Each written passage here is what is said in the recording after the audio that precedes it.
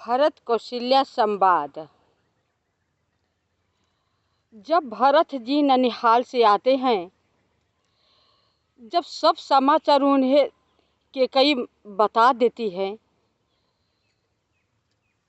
समझ में नहीं आता है भरत जी को कि किस प्रकार हम कौशल्या माँ के पास जाएं और कहाँ से हम शुरुआत करें, कौन सा अपना मुंह दिखाएं, कैसे हम बात करें। ये तो मेरी माँ ने मुझे ही कलंक बना दिया।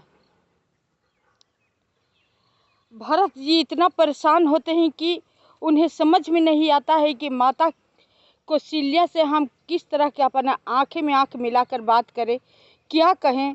कहीं माँ ये न सोच रही होगी कि इसमें भरत का भी मत है। जाते हैं भरत जी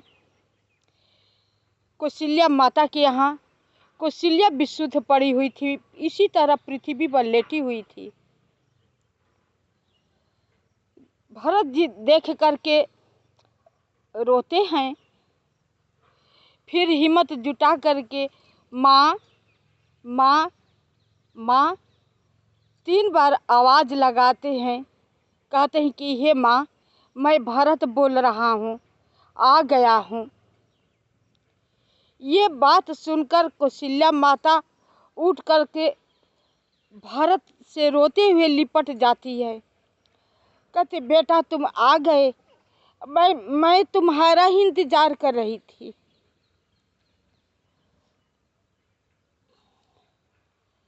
भरत जी बोलते हैं कि भैया भाभी और लक्ष्मण तीनों वन को चले गए, तूने रोका क्यों नहीं?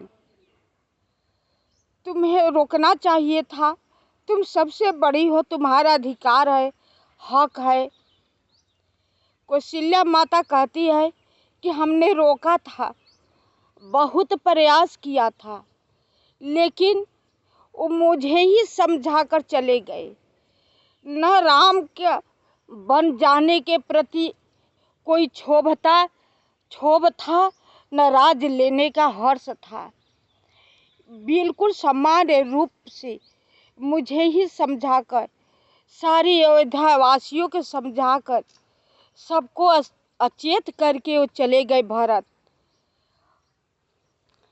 चलो मुझे भी राम के पास ले चलो, ये अयोध्या अनाथ हो गया है। पिताजी तो राम का वियोग नहीं सह पाए, वो तो स्वर्ग सिधार गए। भरत जी कहते हैं कि आपको रोकना चाहिए था, मेरा भी इंतजार की होती, इतना क्या जल्दबाजी थी।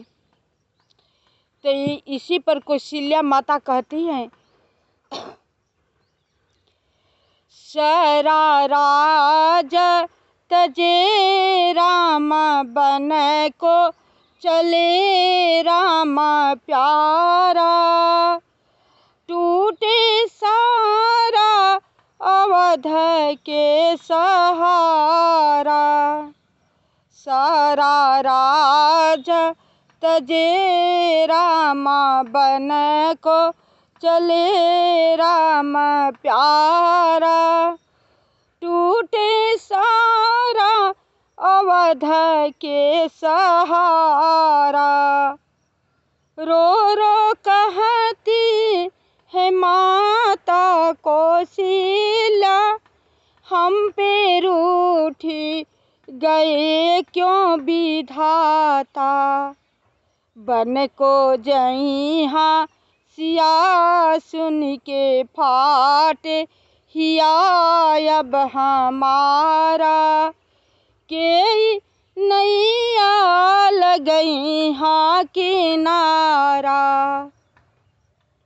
सारा राज तजे राम बन को चले राम प्यारा, टूटे सारा अवध के सहारा। कहते हैं कि हे पुत्रा, वो तो मुझे क्या, सारा अयोध्या को अनाथ करके चले गए। अयोध्या के पास तो दुर्भाग्य हो गया है, बड़भागी तो वो वन है जहाँ पे राम रहेंगे उस वन का भाग्य उदय हो गया है। जहाँ सीता सुकुमारी अपना पैर रखेंगी उस वन का भाग्य उदय हो गया है बेटा। बहुत प्रकार से माता रोती हैं, भरत जी से कहती हैं कहती है कि मुझे राम के पास ले चलो, भरत ले चलो। कहते हैं भरत जी नहीं माँ, मैं तुम्हें नहीं ले जाऊंगा, स्वयं जाकर के भैया को वन से ले आऊंगा। वन में भैया को मैं नहीं रहने दूंगा माँ, मैं जाऊंगा। कौशल्या को भरत बहुत प्रकार से समझाते हैं, लेकिन भरत की अपने आप में अंदर इतनी ग्लानि होती है, इतनी ग्लानि होती है कि अयोध्या का विनाश का जड़ भागी मैं हूँ। जितना उत्पात हुआ है अयोध्या में उसका कारण मैं हूँ। अगर मैं न होता तो मेरी माँ भी मेरे लिए वरदान न मांगती। अपने आप को दोषी ठहराते हैं भरत बार बार। बहुत शपथ खाते हैं भरत जी, हे माँ, जो ब्राह्मण सारा वेदों को पढ़ करके दूह लेते हैं उसका पाप मेरे ऊपर आए कि मैं इसमें सहमत नहीं हूँ। मेरा इसमें कुछ भी थोड़ा सा भी मत नहीं है माँ।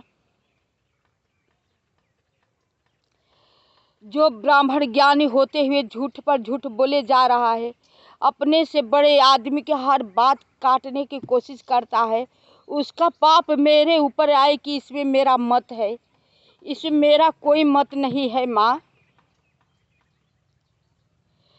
जो पुत्र अपने माता पिता की सेवा न करता हो, उसके आंखें में आंख मिलाकर तड़प कर बातें करता हो, अपने माता पिता को दिल दुखाता हो, उसका पाप मेरे ऊपर आए लगे कि मैं इसमें सहमत हूँ माँ। इसमें मेरा कोई सहमत नहीं है माँ। भरत को समझ में नहीं आता था कि अपने माँ को हम किस तरह से विश्वास दिलाएं कि इसमें मेरा मत नहीं है। जो हुआ है मेरी माँ को पता न क्या हो गया था। दासी मंथरा की इसमें चाल है और मेरी माँ की चाल है कि आज बसा बसाया हुआ अयोध्या भी उजड़ गया। और एक नहीं, सारे के सारे राम जैसा भैया, सीता जैसी भाभी, लक्ष्मण जैसा छोटा भाई सारे वन को चले गए। मैं ही एक पापी ठहरा। मैं राज करूँगा? नहीं माँ, मैं राज्य नहीं करूँगा। मैं वन को जाऊँगा, भैया को ले करके आऊँगा और उन्हें राज्याभिषेक करूँगा। मैं जाऊँगा भैया को लाने के लिए माँ। बहुत प्रकार से भरत अपनी माँ को समझाते हैं, कौशल्या को। इतने में वशिष्ठ मुनि आ जाते हैं, कहते हैं कि यह समय रोने का, विलाप करने के, सोचने समझने का नहीं है भरत। चलो राजा दशरथ जी का अंतिम संस्कार करो, उनका वो भी बहुत जरूरी हो गया है। भरत को लेकर लोग चले जाते हैं। भरत जी जाते हैं, अपने पिता को सारे यादें सोचते हैं, रोते हैं और अंतिम संस्कार करते हैं सरयू जी के तीरे। कहते हैं मुनि, वशिष्ठ मुनि जी कि हे भरत, तुम्हारे पिता वो थे सोचने योग्य नहीं है। इतना धर्मात्मा थे कि कभी वैसा आदमी होगा न हुआ है। रहते थे मृतलोक में, युद्ध करने जाते थे सूर संग्राम से स्वर्ग में, इंद्र से भी मिलने के लिए वो जाते थे। वैसे धर्मात्मा पिता के तुम पुत्र हो, आज्ञा का पालन करो, वही तुम्हारा धर्म है, वही कर्तव्य है। राम अपने पिता का वचन पालन करने के लिए सब कुछ खुशी खुशी जंगल को चले गए। सीता भी पतिव्रता थी, वो भी अपने पति के साथ चली गई। लक्ष्मण सेवक थे, चले गए। तुम भी अपना कर्तव्य का पालन करो भरत।